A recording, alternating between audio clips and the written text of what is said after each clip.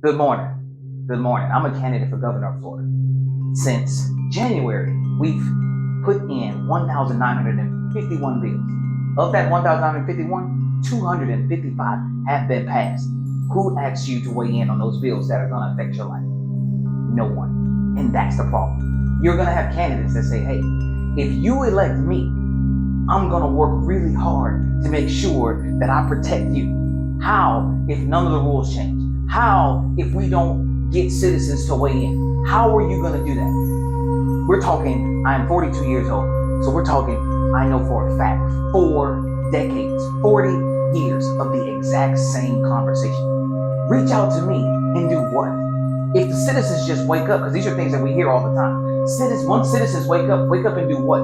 No one's asking citizens to weigh in on legislation in a way that matters. That's why I'm running for governor of Florida. We've got to change the rules. You will hear things like Republicans, they're the ones tearing it down. In Florida, there's only 120 people that are in the House of Representatives voting for these things. It's not all Republicans. Democrats aren't doing what they should be doing, but there are people that are registered Democrats that would vote on legislation that would help. There are Republicans that would vote on legislation that will help. But we're not talking about the average citizen. We're talking about elected officials that the average citizen, no matter how you're registered, do not have control over. And that's what needs to change. We have to change the rules. Individuals will continue to say, if you put me in office, I'm going to work hard for this district. I'm going to work hard for this state. But never, ever consider giving its citizens a way to weigh in. 255 bill passed. None of you were asked to weigh in on those in a legislatively weighted manner. And that's what needs to change.